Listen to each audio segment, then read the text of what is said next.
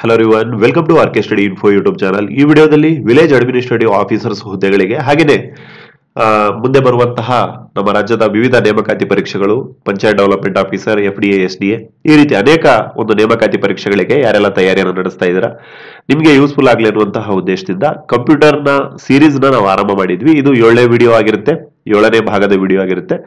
So ಇದರಲ್ಲಿ ಬಹಳ ಮುಖ್ಯವಾಗಿ ಸೂಪರ್ ಕಂಪ್ಯೂಟರ್ಗಳು ಅಂತಂದ್ರೆ ಏನು, ಹಾಗೆ ಭಾರತಕ್ಕೆ ಆಗಮಿಸಿದಂತಹ ಈ ಪರಂ 8000 ಕಂಪ್ಯೂಟರ್ ಯಾವ ತರ ಭಾರತಕ್ಕೆ ಬಂತು, ಸೊ ಇದ್ರ ಮೇಲೂ ನಿಮಗೆ ಎಕ್ಸಾಮ್ ಅಲ್ಲಿ ಪ್ರಶ್ನೆಗಳನ್ನು ಕೇಳುವಂತಹ ಎಲ್ಲಾ ಸಾಧ್ಯತೆಗಳು ಇರ್ತವೆ. ಸೊ ಹಾಗಾಗಿ ಫ್ರೆಂಡ್ಸ್, ಈ ವಿಡಿಯೋದಲ್ಲಿ ಇವುಗಳ ಬಗ್ಗೆ ಎಲ್ಲ ಡೀಟೇಲ್ ಆಗಿ ನಾವು ಅಧ್ಯಯನ ಮಾಡೋಣ ಅಂತ ಹೇಳ್ತಾ ಲೆಟ್ಸ್ ಬಿಗಿನ್. ನಮ್ಮ ಚಾನಲ್ ಮೊದಲೇ ಬಾರಿಗೆ ನೋಡ್ತಾ ಇದ್ರೆ, ಹಾಗೆ ಇನ್ನು ಯಾರು ಸಬ್ಸ್ಕ್ರೈಬ್ ಮಾಡದೆ ನೋಡ್ತಾ ಇದ್ರೆ ಸಬ್ಸ್ಕ್ರೈಬ್ ಮಾಡ್ಕೊಳ್ಳಿ ಫ್ರೆಂಡ್ಸ್. ಹಾಗೆ ಬೆಲ್ ಬಟನ್ ಅನ್ನು ಕ್ಲಿಕ್ ಮಾಡಿ ಆಲ್ ಎನ್ನುವಂತ ಆಪ್ಷನ್ ನ ಸೆಲೆಕ್ಟ್ ಮಾಡ್ಕೊಳ್ಳಿ. ಬಿಕಾಸ್ ನಾವು ಮಾಡುವ ಪ್ರತಿಯೊಂದು ಕಂಪ್ಯೂಟರ್ ರಿಲೇಟೆಡ್ ಎಲ್ಲ ವಿಡಿಯೋಸ್ಗಳು ನಿಮಗೆ ಒಂದು ರೀಚ್ ಆಗುತ್ತೆ. ಓಕೆ ಫ್ರೆಂಡ್ಸ್, ಈ ಹಿಂದಿನ ಕ್ಲಾಸಸ್ಗಳಲ್ಲಿ ನಾವು ಜನರೇಷನ್ಸ್ ಆಫ್ ಕಂಪ್ಯೂಟರ್, ಹಾಗೆ ಕಂಪ್ಯೂಟರ್ ಯಾವ ತರ ಈ ಒಂದು ಪ್ರಚಲಿತಕ್ಕೆ ಬಂತು, ಹಂತ ಹಂತವಾಗಿ ನೀಟಾಗಿ ಅಧ್ಯಯನ ಮಾಡ್ತಾ ಬಂದಿದ್ದೇವೆ. ಸೊ ಈ ಹಿಂದಿನ ಎಲ್ಲ ವಿಡಿಯೋಸ್ಗಳು ಯಾರು ನೋಡಿಲ್ಲ, ಇದೇ ವಿಡಿಯೋದ ಡಿಸ್ಕ್ರಿಪ್ಷನ್ ಗಳಲ್ಲಿ ಹಾಗೆ ಕಮೆಂಟ್ ಸೆಕ್ಷನ್ ಅಲ್ಲಿ ಅದನ್ನ ಪಿನ್ ಮಾಡಿರ್ತೇವೆ, VAO ಆಲ್ ಕಂಪ್ಯೂಟರ್ ವಿಡಿಯೋಸ್ ಅಂತ ಹೇಳಿ. ಸೊ ಕ್ಲಿಕ್ ಮಾಡ್ಕೊಂಡು ಆ ಎಲ್ಲ ವಿಡಿಯೋಸ್ಗಳನ್ನ ನೀವು ನೋಡಬಹುದು ಫ್ರೆಂಡ್ಸ್. ಹಾಗೇನೆ ಎಕ್ಸಾಮ್ ಓರಿಯೆಂಟೆಡ್ ವಿಡಿಯೋಸ್ಗಳು ಆಗಿರ್ತವೆ ಹೊರತು ಸರಿನಾ, ಬಹಳ ಎಕ್ಸಾಮ್ ನಲ್ಲಿ ಯಾವ ತರ ಪ್ರಶ್ನೆಗಳನ್ನ ಟಾರ್ಗೆಟ್ ಮಾಡಿ ಕೇಳಲಾಗುತ್ತೆ, ಸೊ ಅಂತಹ ಒಂದು ಟಾಪಿಕ್ ನೇ ನಿಮಗೆ ಹೇಳ್ತಾ ಇರ್ತೇವೆ ಹೊರತು ಸೊ ಬೇರೆ ಏನು ಇಲ್ಲಿ ಇರೋದಿಲ್ಲ ಸರಿನಾ, ನಿಮಗೆ ಬಹಳ ಯೂಸ್ಫುಲ್ ಆಗುತ್ತೆ. ಸೊ ನಿಮ್ಮ ಚಿತ್ರದಲ್ಲಿ ನಿಮ್ಮ ಸ್ಕ್ರೀನ್ ಮೇಲೆ ನೋಡ್ತಾ ಇರಬಹುದು ಫ್ರಂಟಿಯರ್, ಆಯ್ತಾ. ಇದು ಜಗತ್ತಿನ ಮೊಟ್ಟ ಮೊದಲ, ಅರ್ಥ ಮಾಡ್ಕೊಳ್ಳಿ, ಇದ್ರ ಮೇಲೇನು ಒಂದು ಎಕ್ಸಾಮ್ ಅಲ್ಲಿ ಪ್ರಶ್ನೆ ಬರುತ್ತೆ, which is the world's first exaflop. Okay, exaflop ಅಲ್ಲಿ ಕೆಲಸ ಮಾಡ್ತಾ ಇರುವಂತಹ ಜಗತ್ತಿನ ಮೊಟ್ಟ ಮೊದಲ ಕಂಪ್ಯೂಟರ್ ಯಾವುದು ಅಂತ ಕೇಳಿದ್ರೆ ಈ ಫ್ರಂಟಿಯರ್. ಹಾಗೆ which is the most powerful ಹಾಗೆ fastest super computer presently in the world as per 2024 March ನ ಒಂದು ಟೈಮಿಂಗ್ ನಾವು ನೋಡೋದಾದ್ರೆ ಫ್ರಂಟಿಯರ್, ಅಮೆರಿಕಾದ ಫ್ರಂಟಿಯರ್. ಹಾಗೆಯೇ ಪರಂ 8000 ಇದು ಭಾರತದ ಮೊಟ್ಟ ಮೊದಲ ಸೂಪರ್ ಕಂಪ್ಯೂಟರ್. ಸೊ ಇದನ್ನು ಸಹ ಎಕ್ಸಾಮ್ ಅಲ್ಲಿ ಕೇಳ್ತಾರೆ, which is the first India's super computer ಅಂತ ಹೇಳಿ ಪರಂ 8000. ಓಕೆ, ನಾವು ಈ ಹಿಂದಿನ ಕ್ಲಾಸ್ ಅಲ್ಲಿ ಅಧ್ಯಯನ ಮಾಡಿದ್ವಿ, ಸೂಪರ್ ಕಂಪ್ಯೂಟರ್ ಅಂತಂದ್ರೆ ಸಿಕ್ಕಾಪಟ್ಟೆ ದೊಡ್ಡದಾಗಿರ್ತವೆ, ಫಾಸ್ಟ್ ಆಗಿ ಕೆಲಸ ಮಾಡ್ತವೆ, ಪವರ್ಫುಲ್ ಆಗಿರ್ತವೆ. ಹಾಗೇನೆ ಇದನ್ನ ಸಿಕ್ಕಾಪಟ್ಟೆ ಇಮೆನ್ಸ್ ಅಮೌಂಟ್ ಆಫ್ ಡೇಟಾ, ಬೃಹದಾಕಾರ ಆಗಿರುವಂತಹ ಡೇಟಾವನ್ನ ಪ್ರೊಸೆಸ್ ಮಾಡೋದಕ್ಕೆ ಈ ಸೂಪರ್ ಕಂಪ್ಯೂಟರ್ಗಳನ್ನ ಬಳಸ್ಕೊಳ್ತಾರೆ. ಜೊತೆಗೆ ಈ ಒಂದು ವೈಜ್ಞಾನಿಕ ಸಂಶೋಧನೆಗಳಿಗೆ, ರಾಕೆಟ್ ಉಡಾವಣೆ ಮಾಡೋದಕ್ಕೆ, ನ್ಯೂಕ್ಲಿಯರ್ ಎನರ್ಜಿ ಸಂಶೋಧನೆ ಮಾಡೋದಕ್ಕೆ ಅಂದ್ರೆ ಅಣು ಸಂಶೋಧನೆ ಮಾಡೋದಕ್ಕೆ, ಹಾಗೆ ವಾತಾವರಣವನ್ನ ಅಧ್ಯಯನ ಮಾಡೋದಕ್ಕೆ, ಕ್ಲೈಮೇಟ್ ಸ್ಟಡಿ ಮಾಡೋದಕ್ಕೆ, ಸೊ ಈ ರೀತಿಯ ಬಹಳ ಮುಖ್ಯವಾಗಿರುವಂತಹ ಖಗೋಳಶಾಸ್ತ್ರದ ಅಧ್ಯಯನಕ್ಕೆ ಸರಿನಾ, ಈ ತರ ನಾವೇನ್ ಮಾಡ್ತೇವೆ, ಈ ಸೂಪರ್ ಕಂಪ್ಯೂಟರ್ಗಳನ್ನ ಬಳಸ್ಕೊಳ್ತೇವೆ. ಬಹಳ ಮುಖ್ಯವಾಗಿ ಈ ಒಂದು ಅಣು ಕ್ಷೇತ್ರದಲ್ಲಿ, ವಿಜ್ಞಾನ ಕ್ಷೇತ್ರದಲ್ಲಿ, ಖಗೋಳ ಕ್ಷೇತ್ರದಲ್ಲಿ, ಭೂಗರ್ಭಶಾಸ್ತ್ರ ಅಧ್ಯಯನದಲ್ಲಿ ಈ ಸೂಪರ್ ಕಂಪ್ಯೂಟರ್ಗಳನ್ನ ಬಳಸ್ತೇವೆ. ಹಾಗೆಯೇ ಸೂಪರ್ ಕಂಪ್ಯೂಟರ್ಗಳು ಬಹಳ ಮುಖ್ಯವಾಗಿ ಆರ್ಟಿಫಿಷಿಯಲ್ ಇಂಟೆಲಿಜೆನ್ಸ್ ಜೊತೆ ಅದನ್ನ ಯೂಸ್ ಮಾಡ್ಕೊಂಡು ಕೆಲಸ ಮಾಡ್ತವೆ. ಸಿಕ್ಕಾಪಟ್ಟೆ ಎನರ್ಜಿ ಇರುತ್ತೆ ಅದಕ್ಕೆ ಅಂತ ಗೊತ್ತಾಯ್ತು. ಹಾಗೆ ರ್ಯಾಪಿಡ್ ಸ್ಪೀಡ್ ಅಲ್ಲಿ ಕೆಲಸ ಮಾಡ್ತೇವೆ. ಎಷ್ಟು ಅಂತ ಹೇಳೋದಾದ್ರೆ ನೋಡಿ, ಸೂಪರ್ ಕಂಪ್ಯೂಟರ್ಗಳ ಸ್ಪೀಡ್ ಅನ್ನ ಫ್ಲಾಪ್ ಅಲ್ಲಿ ಅಳಿತಾರೆ. ಸೊ ಇದ್ರ ಮೇಲೂ ಎಕ್ಸಾಮ್ ಅಲ್ಲಿ ಪ್ರಶ್ನೆ ಬಂದಿದೆ. Okay, floating point operation seconds ಅಂತ ಕರೀತಾರೆ. ಫ್ಲಾಪ್ ಅಂತಂದ್ರೇನು, floating point operation per second ಅಂತ ಹೇಳಿ ಕರೀತಾರೆ. ಇದ್ರ ಬಗ್ಗೆ ಹೇಳ್ತೇವೆ. ಸೊ ಎಕ್ಸಾಪ್ಲಾಫ್ಗಳಲ್ಲಿ ಜಗತ್ತಿನ ಮೊಟ್ಟ ಮೊದಲ ಕಂಪ್ಯೂಟರ್ ಯಾವುದು ಅಂತ ಹೇಳೋದಾದ್ರೆ ಅಷ್ಟು ಸ್ಪೀಡ್ ಅಲ್ಲಿ ಕೆಲಸ ಮಾಡೋದಕ್ಕೆ ಆರಂಭ ಮಾಡಿರೋದು ಈ ನಿಮ್ಮ ಫ್ರಂಟಿಯರ್. ಹಾಗೆಯೇ ಬಹಳ ಮುಖ್ಯವಾಗಿ ಎಕ್ಸಾಂಪಲ್ಸ್ ಗಳನ್ನ ಹೇಳೋದಾದ್ರೆ ಯಾವುದಕ್ಕೆ, ಸೂಪರ್ ಕಂಪ್ಯೂಟರ್ಗಳಿಗೆ, CDC 6600. ಸೊ ಇದು ಜಗತ್ತಿನ first super computer. World's first super computer ಯಾವುದು ಅಂತ ಕೇಳಿದ್ರೆ CDC 6600. CDC ಫುಲ್ ಫಾರ್ಮ್ ಏನು, ಕಂಟ್ರೋಲ್ ಡೇಟಾ ಕಾರ್ಪೊರೇಷನ್ ಅಂತ ಹೇಳಿ ಸರಿನಾ. ಹಾಗೆಯೇ ಫ್ರಂಟಿಯರ್ ಸೂಪರ್ ಕಂಪ್ಯೂಟರ್ ಹತ್ರ ಗೊತ್ತಾಯ್ತು. ಜೊತೆಗೆ ಕ್ರೇ XMP ಮತ್ತೆ ಪರಂ, ಇವೆಲ್ಲ ಏನು ಸೂಪರ್ ಕಂಪ್ಯೂಟರ್ಗಳ ಹೆಸರುಗಳು. ಹಾಗೆಯೇ CDC 6600 it is the world's first super computer.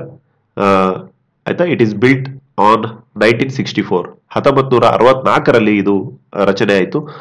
ಹಾಗೆಯೇ ಬಹಳ ಮುಖ್ಯವಾಗಿ ಇದರ ಹೆಸರು CDC 6600. CDC ಅಂದ್ರೇನು, control data corporation. So control data corporation ಎನ್ನುವಂತಹ ಒಂದು ಕಂಪನಿ ಏನ್ ಮಾಡುತ್ತೆ, ಅದನ್ನ ರೆಡಿ ಮಾಡುತ್ತೆ. ಸೊ ಎಕ್ಸಾಮ್ ಅಲ್ಲಿ ಇಂತಹ ಪಾಯಿಂಟ್ ಗಳನ್ನೇ ಬಹಳ ಸಲ ಕೇಳ್ತಾರೆ. ಜಗತ್ತಿನ ಮೊಟ್ಟ ಮೊದಲ ಸೂಪರ್ ಕಂಪ್ಯೂಟರ್ ಯಾವುದು, CDC 6600. ಹಾಗೆಯೇ ಇದು 40 ಮೆಗಾ ಹರ್ಟ್ಸ್ ಆಯ್ತಾ ಆಪರೇಷನ್ ಸ್ಪೀಡ್ ಅನ್ನು ಹೊಂದಿರುತ್ತೆ. ಜೊತೆಗೆ ಅದರ ಒಂದು ಪರ್ಫಾರ್ಮೆನ್ಸ್ ಪೀಕ್ ಸ್ಪೀಡ್ ಎಷ್ಟಕ್ಕೆ ಹೋಗುತ್ತೆ ಅಂತ ಹೇಳೋದಾದ್ರೆ 3 million floating operation per second, ಅಥವಾ ಫ್ಲಾಪ್ ಅಂತ ನಾವೇನ್ ಹೇಳಿದ್ವಿ ಅದು 3 ಎಂ ಫ್ಲಾಪ್, ಅಷ್ಟು ಅದರ ಸ್ಪೀಡ್ ಹೋಗುತ್ತೆ. ಯಾವ್ದ್ರದ್ದು? ಈ ಒಂದು CDC 6600. ಹಾಗೆಯೇ ಬಹಳ ಮುಖ್ಯವಾಗಿ ಜಗತ್ತಿನ ಮೊಟ್ಟ ಮೊದಲ ಸೂಪರ್ ಕಂಪ್ಯೂಟರ್ ಏನು ಫ್ರಂಟಿಯರ್ ಇದೆ ಅದ್ರ ಬಗ್ಗೆ ನಿಮಗೆ ಹೇಳೋದಾದ್ರೆ, ಇದು ನಾವು ಆಲ್ರೆಡಿ ಹೇಳಿದ ಹಾಗೆ ಜಗತ್ತಿನ ಮೊಟ್ಟ ಮೊದಲ ಎಕ್ಸಾ ಸ್ಕೇಲ್ ಅಲ್ಲಿ ಕೆಲಸ ಮಾಡ್ತಾ ಇರುವಂತಹ ಸೂಪರ್ ಕಂಪ್ಯೂಟರ್ ಇದು. ಎಕ್ಸಾ ಸ್ಕೇಲ್ ಅಲ್ಲಿ ಕೆಲಸ ಮಾಡ್ತಾ ಇರುವಂತಹ ಜಗತ್ತಿನ ಮೊಟ್ಟ ಮೊದಲ ಸೂಪರ್ ಕಂಪ್ಯೂಟರ್ ಯಾವುದು ಅಂತ ಕೇಳಿದ್ರೆ ಫ್ರಂಟಿಯರ್.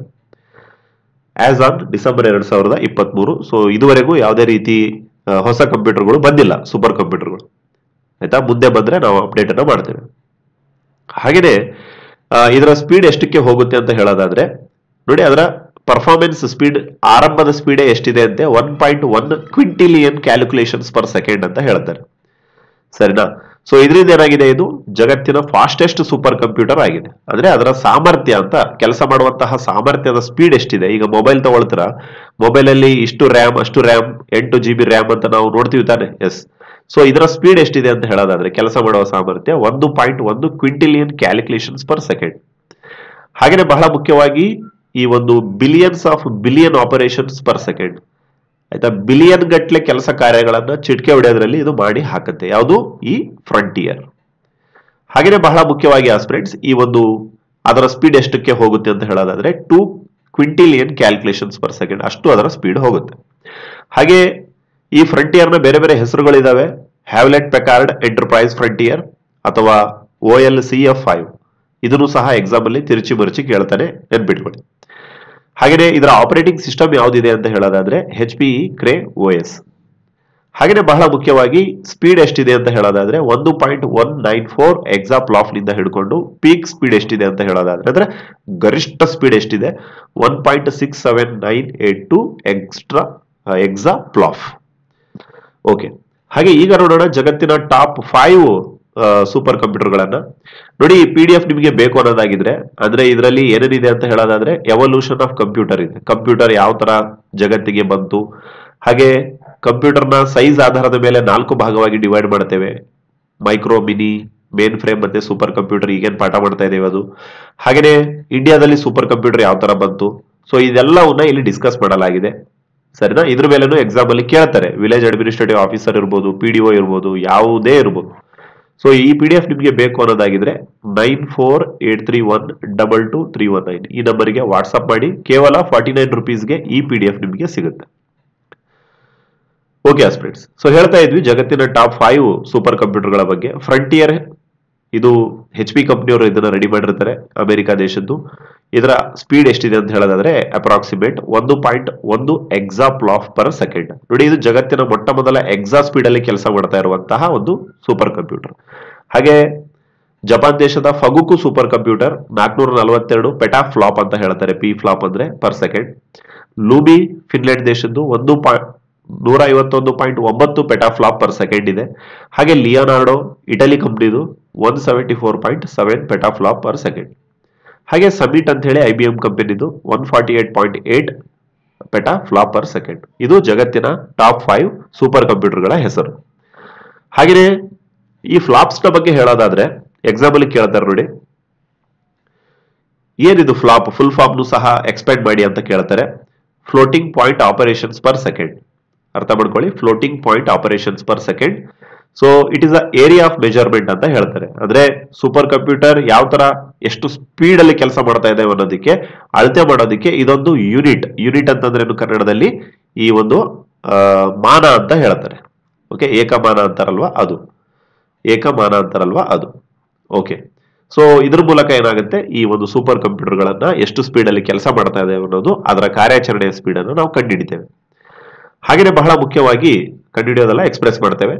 ಈ ಸೂಪರ್ ಕಂಪ್ಯೂಟರ್ಗಳ ಪರ್ಫಾರ್ಮೆನ್ಸ್ ಅನ್ನ ಟೆರಾಫ್ಲಾಪ್ ಅಲ್ಲಿ, T ಫ್ಲಾಪ್ ಅಂತ ಹೇಳ್ತಾರೆ, ಪೆಟಾಫ್ಲಾಪ್ ಅಲ್ಲಿ, ಹಾಗೆ ಎಕ್ಸಾಫ್ಲಾಪ್ ಅಲ್ಲಿ ಮತ್ತೆ ಝೆಟಾಫ್ಲಾಪ್ ಅಲ್ಲಿ ಅಳಿತೇವೆ.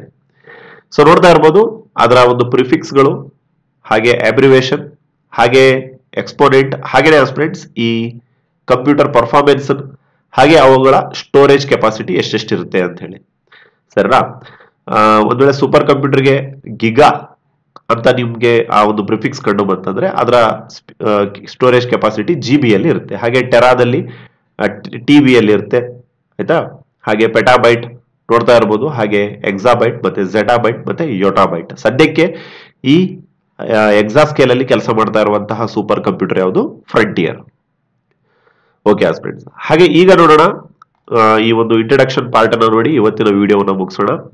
ಇಂಡಿಯಾದ ಜರ್ನಿ ಯಾವ ತರ ಇತ್ತು ಸೂಪರ್ ಕಂಪ್ಯೂಟರ್ಗೆ ನೋಡಿ. ಭಾರತದ ಜರ್ನಿ ಬಗ್ಗೆ ಮಾತನಾಡೋದಾದ್ರೆ ಈ ಒಂದು ಇನ್ಸ್ಟಿಟ್ಯೂಷನ್ ಅಥವಾ ಆರ್ಗನೈಸೇಷನ್ ನಾವು ನೆನೆಸಲೇಬೇಕಾಗತ್ತೆ. ಯಾವುದು ಅಂತ ಹೇಳೋದಾದ್ರೆ ನ್ಯಾಷನಲ್ ಸೂಪರ್ ಕಂಪ್ಯೂಟರ್ ಮಿಷನ್ ಅಂತ ಹೇಳ್ತಾರೆ, NSM. ಸೊ ಎಕ್ಸಾಮ್ ಅಲ್ಲಿ ಕೇಳ್ತಾರೆ ನೋಡಿ NSM ಅಂತ ಹೇಳಿ. ಸೊ ಇದನ್ನ 2015ರಲ್ಲಿ ಲಾಂಚ್ ಮಾಡಲಾಗುತ್ತೆ ಯೋಜನೆಯನ್ನ. ಸೊ ಇದರ ಪ್ರಕಾರ 73 ಇಂಡಿಜಿನಿಯಸ್ ಅಂದ್ರೆ ಭಾರತದ ಸ್ವಂತ ಸೂಪರ್ ಕಂಪ್ಯೂಟರ್ ಗಳನ್ನ ಭಾರತದ ಉದ್ದಗಲಕ್ಕೂ 73 ಸೂಪರ್ ಕಂಪ್ಯೂಟರ್ ಗಳನ್ನ ಇನ್ಸ್ಟಾಲೇಷನ್ ಮಾಡಬೇಕು ಅಂತೇಳಿ ಗುರಿಯನ್ನು ಹೊಂದಲಾಗಿದೆ. ಹಾಗೇನೆ ಬಹಳ ಮುಖ್ಯವಾಗಿ ಅದರ ಒಂದು ಯೋಜನೆಯನ್ನ ವೆಚ್ಚವನ್ನು ನೋಡ್ತಾ ಇರಬಹುದು, 4500 ಕೋಟಿ ರೂಪಾಯಿಗಳು. ಸೊ ಯಾವ ಒಂದು ಮಿಷನ್ ಅಡಿಯಲ್ಲಿ ಇದನ್ನ ಮಾಡಲಾಗ್ತಾ ಇದೆ? ನ್ಯಾಷನಲ್ ಸೂಪರ್ ಕಂಪ್ಯೂಟಿಂಗ್ ಮಷೀನ್ ಅಂತ ಕರೀತಾರೆ, ಮಿಷಿನ್ NSM ಅಂತ ಹೇಳಿ ಯೋಜನೆ 2015ರಲ್ಲಿ ಇದನ್ನ ಲಾಂಚ್ ಮಾಡಲಾಗುತ್ತೆ. ಸೊ ಈ NSM ಏನ್ ಮಾಡುತ್ತೆ? ನಮ್ಮ ಭಾರತದ ಉದ್ದಗಲಕ್ಕೂ ಸುಮಾರು ಸೂಪರ್ ಕಂಪ್ಯೂಟರ್ ಗಳನ್ನ ಬೇರೆ ಬೇರೆ ಇನ್ಸ್ಟಿಟ್ಯೂಷನ್ಸ್ ಗಳಲ್ಲಿ ರಚನೆ ಮಾಡ್ತಾ ಇದೆ. ಅದು ಯಾವ ತರ ಅಂತ ಹೇಳ್ತಾ ಹೋಗ್ತೇವೆ. ಸೊ ಇಲ್ಲಿ ಹೇಳ್ತಾ ಇದ್ದಾರೆ ಈ ಒಂದು ನ್ಯಾಷನಲ್ ಸೂಪರ್ ಕಂಪ್ಯೂಟಿಂಗ್ ಮಿಷನ್ ಏನಿದೆ, ಸೊ ಇದು ಇಂಪ್ಲಿಮೆಂಟೆಡ್ ಬೈ CDAC ಅಂತ ಹೇಳ್ತಾರೆ and Indian institute of science. So ಈ ನ್ಯಾಷನಲ್ ಸೂಪರ್ ಕಂಪ್ಯೂಟಿಂಗ್ ಮಿಷನ್ ಅಂತ ಏನು ಯೋಜನೆ ಇದೆ, ಸೊ ಈ ಯೋಜನೆಯನ್ನ ಆಕ್ಚುಲ್ ಆಗಿ ಯಾರ ಒಂದು ಜೊತೆಗೂಡಿ ನಮ್ಮ ಭಾರತ ಸರ್ಕಾರದವರು ಮಾಡ್ತಾ ಇದ್ದಾರೆ ಅಂತ ಹೇಳೋದಾದ್ರೆ CDAC ಅಂತ ಬರುತ್ತೆ. ಓಕೆ, CDAC ಅದ್ರ ಜೊತೆಗೆ ನಮ್ಮ ಬೆಂಗಳೂರಿನಲ್ಲಿರುವಂತಹ ಇಂಡಿಯನ್ ಇನ್ಸ್ಟಿಟ್ಯೂಟ್ ಆಫ್ ಸೈನ್ಸ್, ಇವೆರಡು ಸಂಸ್ಥೆಗಳು ಸೇರಿ ಭಾರತದಲ್ಲಿ ಸೂಪರ್ ಕಂಪ್ಯೂಟಿಂಗ್ ಮಷೀನ್ ಅನ್ನ ನಡೆಸ್ತಾ ಇದ್ದಾವೆ. ಸೊ ಸ್ವಲ್ಪ ಹಿನ್ನೆಲೆಗೆ ನಾವು ಹೋಗೋದಾದ್ರೆ ಓಕೆ ಅದಕ್ಕಿಂತ ಮುಂಚೆ CDAC ಅದರದ್ದು ಫುಲ್ ಫಾರ್ಮ್ ಸಹ ಎಕ್ಸಾಮ್ ಅಲ್ಲಿ ಕೇಳ್ತಾರೆ. Centre for development of advanced computing ಅಂತ ಹೇಳ್ತಾರೆ. Centre for development of advanced computing ಅಂತ ಹೇಳ್ತಾರೆ. Okay, so centre for development of advance computing ಜೊತೆಗೆ IISc ಬೆಂಗಳೂರು ಇವೆರಡೂ ಸೇರ್ಕೊಂಡು ಏನ್ ಮಾಡ್ತಾ ಇದ್ದೇವೆ? ನಮ್ಮ ಭಾರತದಲ್ಲಿ NSM ಏನು ಯೋಜನೆ ಇದೆ, ಮಿಷನ್ ಇದೆ, ಅದನ್ನ ಜಾರಿಗೊಳಿಸ್ತಾ ಇದ್ದೇವೆ. ಸೊ ಅದರ ಮೂಲಕ ಬೇರೆ ಬೇರೆ ಕಡೆ ಇನ್ಸ್ಟಾಲೇಷನ್ ಮಾಡ್ತಾ ಇದ್ದಾರೆ. ಹಾಗಾದ್ರೆ ಇಂಡಿಜಿನಿಯಸ್ ಪ್ರೋಗ್ರಾಮ್ ಯಾವ ತರ ಸ್ಟಾರ್ಟ್ ಆಯಿತು ಅಂತ ಹೇಳೋದಾದ್ರೆ ಸ್ವಲ್ಪ ಇತಿಹಾಸಕ್ಕೆ ಹೋಗೋದಾದ್ರೆ ನೋಡಿ, ಭಾರತ ಏನ್ ಮಾಡುತ್ತೆ, ನಮ್ಮ ಪ್ರೀತಿಯ ದೇಶ 1987ರಲ್ಲಿ CRE-X-MP ಅನ್ನುವಂತಹ ಒಂದು ಸೂಪರ್ ಕಂಪ್ಯೂಟರ್ ನ ಅಮೆರಿಕ ಕೇಳುತ್ತೆ. ಬಟ್ ಅಮೆರಿಕಾದವರು ಏನ್ ಮಾಡೋದಿಲ್ಲ, ನಮಗೆ ಕೊಡೋದಿಲ್ಲ, ಡಿನೈ ಮಾಡ್ತಾರೆ. ಸರಿನಾ? ಬಿಕಾಸ್ ಅವರ ತಲೆಯಲ್ಲಿ ಏನಿರುತ್ತೆ ಅಂತ ಹೇಳೋದಾದ್ರೆ ನಾವು ಅದನ್ನ ಮಿಸ್ಯೂಸ್ ಮಾಡ್ತೇವೆ. ಸರಿನಾ? ಈ ಒಂದು ಮಿಲಿಟರಿ ಪರ್ಪೋಸ್ ನೋಡಿ, ವೆಪನ್ ಡೆವಲಪ್ಮೆಂಟ್ ಗೆ ನಾವು ಬಳಸ್ತೇವೆ ಅಂತ ಹೇಳಿ ಅವ್ರು ಕೊಡ್ಲಿಲ್ಲ. ಹಾಗೆಯೇ ಭಾರತ ಅವಾಗ ಏನ್ ಮಾಡುತ್ತೆ, 1987-88 ಟೈಮಲ್ಲಿ decided to promote indigenous super computing development program ಅನ್ನ ಲಾಂಚ್ ಮಾಡುತ್ತೆ. ಆಯ್ತಾ? ನೀವು ಕೊಡ್ಲಿಲ್ಲ ಅಂದ್ರೂ ಪರವಾಗಿಲ್ಲ, ನಾವು ಒಂದು ಬೇರೆ ಬೇರೆ ಯೋಜನೆಗಳನ್ನ ಹಾಕೊಳ್ತೇವೆ, ಸೊ ದಟ್ ಅಲ್ಲಿಂದ ನಾವು ಡೆವಲಪ್ಮೆಂಟ್ ಮಾಡ್ತೇವೆ ಅಂತ ಹೇಳಿ. ಸೊ ಅದರಲ್ಲಿ ಮೊಟ್ಟ ಮೊದಲ ಯೋಜನೆಯೇ ಈ ನಿಮ್ಮ CDAC, centre for development of advanced computing ಅಂತ ಹೇಳಿ. ಸರಿನಾ? ಸೊ ಈ ಒಂದು ಸಂಸ್ಥೆಯನ್ನು ಹುಟ್ಟಾಕ್ತಾರೆ. ಜೊತೆಗೆ centre for development of telematics, CDOT ಅಂತ ಹೇಳ್ತಾರೆ. ಹಾಗೆ ನ್ಯಾಷನಲ್ ಏರೋಸ್ಪೇಸ್ ಲ್ಯಾಬೊರೇಟರೀಸ್ ಬೆಂಗಳೂರಿನಲ್ಲಿ ಹೆಡ್ ಕ್ವಾರ್ಟರ್ಸ್ ಇದೆ. ಹಾಗೆ ಬಾರ್ಕ್ ಮುಂಬೈನಲ್ಲಿ ಏನು ಹೆಡ್ ಕ್ವಾರ್ಟರ್ಸ್ ಇದೆ, ಬಾಬಾ ಅಟಾಮಿಕ್ ರಿಸರ್ಚ್ ಸೆಂಟರ್. ಹಾಗೆಯೇ Anurag advanced numerical research analysis group ಅಂತ ಹೇಳಿ. ಹಾಗೆಯೇ ಇಷ್ಟೆಲ್ಲ ಸಂಸ್ಥೆಗಳು ಸೇರ್ಕೊಂಡು ಇವತ್ತು ನಮ್ಮ ಭಾರತದಲ್ಲಿ ಏನ್ ಮಾಡ್ತಾ ಇದ್ದಾವೆ, ಈ NSM ಅಂತ ನೀವೇನ್ ಹೇಳಿದ್ರಿ, ನ್ಯಾಷನಲ್ ಸೂಪರ್ ಕಂಪ್ಯೂಟಿಂಗ್ ಮಿಷನ್ ಅಂತ ನಾವೇನ್ ಹೇಳಿದ್ವಿ, ಸೊ ಅದರ ಜೊತೆ ಕೈ ಜೋಡಿಸಿದಾವೆ. ಸೊ ಅದರಲ್ಲಿ ಬಹಳ ಮುಖ್ಯವಾಗಿ ಈ CDOT ಅಂತ ಏನಿದೆ ಅಲ್ವಾ, centre for development of telematics ಅಂತ ಏನಿದೆ, ಅದು ನೋಡ್ತಾ ಇರ್ಬೋದು, ಕ್ರಿಯೇಟೆಡ್ CHIPPS ಚಿಪ್ಸ್ ಅಂತ ಹೇಳ್ತಾರೆ. ಸೊ ಏನಿದು ಹಾಗಂತಂದ್ರೆ, so high performance parallel processing system ಅಂತ ಹೇಳ್ತಾರೆ. ಓಕೆ, ಚಿಪ್ಸ್ ಅಂತಂದ್ರೇನು? ಇಲ್ಲಿ ಚಿಪ್ಸ್ ಅಂತಂದ್ರೆ ಈ ಮೆಮೊರಿ ಚಿಪ್ ಅಲ್ಲ, ಇಲ್ಲಿ ಏನ್ ಹೇಳ್ತಾ ಇದಾರೆ ನೋಡ್ತಾ ಇರ್ಬೋದು, CDOT high performance parallel processing system. ಸರಿನಾ? ಅದು ರೆಡಿ ಮಾಡಿ ಕೊಡ್ತಾ ಇದೆ. ಯಾವುದಕ್ಕೆ? NSM ಗೆ ಕೊಡ್ತಾ ಇದೆ. ಯಾವ್ದು ಕೊಡ್ತಾ ಇದೆ? CDOT ಕೊಡ್ತಾ ಇದೆ. ಹಾಗೆ ನ್ಯಾಷನಲ್ ಏರೋಸ್ಪೇಸ್ ಲ್ಯಾಬೊರೇಟರೀಸ್ ಬೆಂಗಳೂರಿನಲ್ಲಿ ಹೆಡ್ ಕ್ವಾರ್ಟರ್ಸ್ ಇದೆ ಅಂತ ಗೊತ್ತಾಯ್ತು. ಸೊ ಅದು ಈ ಫ್ಲೋ ಸಾಲ್ವರ್ ಎನ್ನುವಂತಹ ಯೋಜನೆಯನ್ನ ರೆಡಿ ಮಾಡಿದೆ 1986ರಲ್ಲಿ. ಹಾಗೆ Bhabha atomic research centre created the Anupam series of super computer. So ಇದನ್ನು ಸಹ ಎಕ್ಸಾಮ್ ಅಲ್ಲಿ ಕೇಳ್ತಾರೆ. ಹಾಗೇನೆ ಅನುರಾಗ್, ನೀವೇನ್ ನೋಡಿದ್ರಿ ಮೇಲೆ, Anurag advanced numerical research analysis group. So phase series ನ ಸೂಪರ್ ಕಂಪ್ಯೂಟರ್ ಗಳನ್ನ ರಚನೆ ಮಾಡಿತ್ತು. ಸೊ ಯಾವಾಗ ಈ ಬೇರೆ ದೇಶಗಳು ಕೊಡಲ್ಲ ಅಂತ ಹೇಳಿತ್ತು ಆವಾಗ. ಸೊ ಅವೆಲ್ಲ ಒಂದ್ ಕಡೆ ಇರೋದಾದ್ರೆ ಆಯ್ತಾ, ಈ CDAC centre for development of advanced computing ಏನಿದೆ, ಸೊ ಇದೇನ್ ಮಾಡುತ್ತೆ, 1991ರಲ್ಲಿ, ಈ ವರ್ಷ ನೆನ್ಪಿಟ್ಕೊಳ್ಳಿ, ಪರಂ 8000 ಎನ್ನುವಂತಹ ಸೂಪರ್ ಕಂಪ್ಯೂಟರ್ನ ರೆಡಿ ಮಾಡುತ್ತೆ. ಸೊ ಇದು ನಮ್ಮ ದೇಶದ ಫಸ್ಟ್ ಸೂಪರ್ ಕಂಪ್ಯೂಟರ್ ಆಗಿರುತ್ತೆ. ಎಕ್ಸಾಮ್ ಅಲ್ಲಿ ಸಿಕ್ಕಾಪಟ್ಟೆ ಸಲ, ಸುಮಾರು ಸಲ ಕೇಳಿದ್ದಾರೆ, which is the first super computer of India ಅಂತ ಹೇಳಿ, ಪರಂ 8000. ಸೊ ಪರಂದು ಫುಲ್ ಫಾರ್ಮ್ ಸಹ ಎಕ್ಸಾಮ್ ಅಲ್ಲಿ ಕೇಳ್ತಾರೆ. ಪರಂದು ಫುಲ್ ಫಾರ್ಮ್ ಏನು, parallel machine and parallel machine ಅಂತ ಹೇಳ್ತಾರೆ. ಪರಂದು ಫುಲ್ ಫಾರ್ಮ್ ಏನು, ಪ್ಯಾರಲಲ್ ಮಷೀನ್. ಸೊ ಇದನ್ನ ಸಂಸ್ಕೃತ ಅಲ್ಲಿ ಸುಪ್ರೀಂ ಅಂತಾನು ಕರೀತಾರೆ. ಪರಂ ಅಂದ್ರೇನು, ಸುಪ್ರೀಂ. ಸೊ ಇಲ್ಲಿ ಏನಾಯ್ತು ಅಂತ ಹೇಳೋದಾದ್ರೆ ನೋಡಿ, ಫಾಲೋಡ್ ಬೈ ಪರಂ 8000 ಏನ್ ಬಂತು, ಅದಾದ್ಮೇಲೆ 8600 ಪರಂ 8600 ಎನ್ನುವಂತಹ ಇನ್ನೊಂದು ಸೂಪರ್ ಕಂಪ್ಯೂಟರ್ ರೆಡಿ ಆಯ್ತು. ಯಾವಾಗ, 1992-93ರ ಟೈಮ್ ಅಲ್ಲಿ. ಹಾಗೇನೆ ಈ ಒಂದು ಮಷೀನ್ ಅನ್ನ ಯಾರ ಒಂದು ಕೊಲಾಬರೇಷನ್ ಜೊತೆ ಮಾಡಲಾಯಿತು, ಒನ್ಸ್ ಅಗೇನ್ CDAC ಜೊತೆಗೇನೆ ಈ ರಷ್ಯಾ ದೇಶದ ಸಹಯೋಗದೊಂದಿಗೆ ನಾವೇನ್ ಮಾಡಿದ್ವಿ, ರಚನೆಯನ್ನ ಮಾಡಿದ್ವಿ. ಯಾವುದು, ಈ ಪರಂ ಸೀರೀಸ್ ನ ಕಂಪ್ಯೂಟರ್ ಗಳನ್ನ, ಆರಂಭದ ಪರಂ ಸೀರೀಸ್ ಕಂಪ್ಯೂಟರ್ ಗಳನ್ನ ಈ ರಷ್ಯಾದ ಕಂಪ್ಯೂಟರ್ ಏಡೆಡ್ ಡಿಸೈನ್ ICAD ಅಂತ ಏನಿದೆ, institute of computer aided design ICAD Moscow, ಹಾಗೆ CDAC ನಮ್ಮ ದೇಶದ CDAC, ಸೊ ಅವೆರಡು ಕೊಲಾಬ್ರೇಟ್ ಆಗಿ ಏನ್ ಮಾಡ್ತವೆ, ಪರಂ ಸೀರೀಸ್ ನ ಕಂಪ್ಯೂಟರ್ ಗಳನ್ನ ಲಾಂಚ್ ಮಾಡ್ತಾರೆ. ಸೊ ಮೊಟ್ಟ ಮೊದಲ ಸೂಪರ್ ಕಂಪ್ಯೂಟರ್ ಪರಂ ಯಾವುದು, ಪರಂ 8000 1991ರಲ್ಲಿ. ಹಾಗೇನೆ ಈ CDAC ಜೊತೆಗೆ centre for development of advanced computing ಜೊತೆಗೇನೆ ಇನ್ನೊಂದು ಪ್ರೀಮಿಯರ್ ರಿಸರ್ಚ್ ಮತ್ತೆ ಡೆವಲಪ್ಮೆಂಟ್ ಆರ್ಗನೈಸೇಷನ್ ಏನಿದೆ ನಮ್ಮ ಭಾರತ ಸರ್ಕಾರದ್ದು, ministry of electronic and information technology, MIT ಅಂತ ಹೇಳ್ತಾರೆ, ಸರಿನಾ. ಸೊ ಭಾರತ ಸರ್ಕಾರದ ಈ ವಿದ್ಯುನ್ಮಾನ ಮತ್ತು ಮಾಹಿತಿ ತಂತ್ರಜ್ಞಾನ ಸಚಿವಾಲಯ ಏನಿದೆ, ಇದು ಜೊತೆಗೆ CDAC ಸೇರ್ಕೊಂಡು ಇವತ್ತು ಭಾರತದಲ್ಲಿ ಸೂಪರ್ ಕಂಪ್ಯೂಟರ್ ಗಳನ್ನ ರಚನೆ ಮಾಡೋದ್ರಲ್ಲಿ ಬಹಳ ತಮ್ಮದೇ ಆಗಿರುವ ಕೆಲಸಗಳನ್ನು ಮಾಡ್ತಾ ಇದ್ದಾವೆ. ಸೊ ಇಲ್ಲಿ ಸೂಪರ್ ಕಂಪ್ಯೂಟರ್ ಭಾರತದ ಬಗ್ಗೆ ನಾವು ಇಲ್ಲಿ ಹೇಳ್ತಾ ಇರುವಾಗ ಒಬ್ಬರ ಹೆಸರು ತಗೊಳ್ಳೇಬೇಕಾಗತ್ತೆ, ವಿಜಯ್ ಪಿ ಭಕ್ತರ್ ಅಂತ ಹೇಳಿ, ವಿಜಯ್ ಪಿ ಭಕ್ತರ್. So he is known as architecture of India's initiative of super computing. ಸೊ ಭಾರತದ ಸೂಪರ್ ಕಂಪ್ಯೂಟರ್ ನ ಶಿಲ್ಪಿ ಅಂತ ಇವ್ರನ್ನ ಕರೀತಾರೆ. ಸೊ ನೆಕ್ಸ್ಟ್ ಕ್ಲಾಸಸ್ ಅಲ್ಲಿ ನೋಡೋಣ, ಪರಂ ಸೀರೀಸ್ ಅಲ್ಲಿ ಪರಂ ಪದ್ಮ ಈ ತರ ಬರ್ತಾ ಹೋಗುತ್ತೆ, ಪರಂ ಸಿದ್ಧಿ ಅಂತೇಳಿ, ಅದನ್ನ ನೆಕ್ಸ್ಟ್ ಕ್ಲಾಸ್ ಅಲ್ಲಿ ನೋಡೋಣ. ಸೊ ಈ ಕ್ಲಾಸ್ ಮುಗಿಸೋಕ್ಕಿಂತ ಮುಂಚೆ ಕೆಲವೊಂದು ಕ್ವಶನ್ಸ್ ಗಳನ್ನ ಕೇಳ್ತೇವೆ ಇವತ್ತಿನ ಟಾಪಿಕ್ ಮೇಲೆ. ಸೊ ಯಾರ್ಯಾರಿಗೆಲ್ಲ ಗೊತ್ತಿದೆ, ಅರ್ಥ ಆಗಿದೆ, ಕಾಮೆಂಟ್ ಸೆಕ್ಷನ್ ಅಲ್ಲಿ ಆನ್ಸರ್ ಮಾಡಿ. ಸೊ ಯಾರ್ದೆಲ್ಲ ಆನ್ಸರ್ ರೈಟ್ ಇರ್ತವೆ ನಿಮಗೆ ಒಂದು ಹಾರ್ಟ್ ಆಪ್ಷನ್ ಕೊಡ್ತೇವೆ, ಸೊ ದಟ್ ಎಲ್ಲ ಅಭ್ಯರ್ಥಿಗಳಿಗೆ ಗೊತ್ತಾಗುತ್ತೆ ಅವು ರೈಟ್ ಆನ್ಸರ್ಸ್ಗಳು ಅಂತ ಹೇಳಿ. ಸೊ ಮೊಟ್ಟ ಮೊದಲ ಪ್ರಶ್ನೆ, which is the first super computer of the India and when it is launched. ಭಾರತದ ಮೊಟ್ಟ ಮೊದಲ ಸೂಪರ್ ಕಂಪ್ಯೂಟರ್ ಯಾವುದು, ಇದನ್ನ ಯಾವಾಗ ಲಾಂಚ್ ಮಾಡಲಾಯಿತು. ಓಕೆ, ಹಾಗೆ ಎರಡನೇ ಪ್ರಶ್ನೆ ನಿಮಗೆ ಹೇಳೋದಾದ್ರೆ, ಈ ಭಾರತವು ಸರಿನಾ, ಭಾರತವು ಯಾವ ಒಂದು ಯೋಜನೆಯ ಅಡಿಯಲ್ಲಿ ಸೂಪರ್ ಕಂಪ್ಯೂಟರ್ ಗಳನ್ನ ಡೆವಲಪ್ಮೆಂಟ್ ಮಾಡ್ತಾ ಇದೆ. ಭಾರತವು ಯಾವ ಒಂದು ಮಿಷನ್ ನ ಯೋಜನೆಯ ಅಡಿಯಲ್ಲಿ ಸೂಪರ್ ಕಂಪ್ಯೂಟರ್ ಗಳನ್ನ ರೆಡಿ ಮಾಡ್ತಾ ಇದೆ, ಅದರ ಜೊತೆಗೆ ಏನು ಎರಡು ಸಂಸ್ಥೆಗಳೇನಿದಾವೆ ಅವು ಯಾವ್ಯಾವು, ಅದರ ಜೊತೆ ಕೈ ಜೋಡಿಸಿರುವಂತಹ ಎರಡು ಸಂಸ್ಥೆಗಳು ಯಾವ್ಯಾವು. ಹಾಗೆ ಮೂರನೇ ಪ್ರಶ್ನೆಯನ್ನ ಕೇಳೋದಾದ್ರೆ, ಈ ಫ್ಲಾಪ್ ಫುಲ್ ಫಾರ್ಮ್ ನ ಹೇಳಿ, ಆಯ್ತಾ.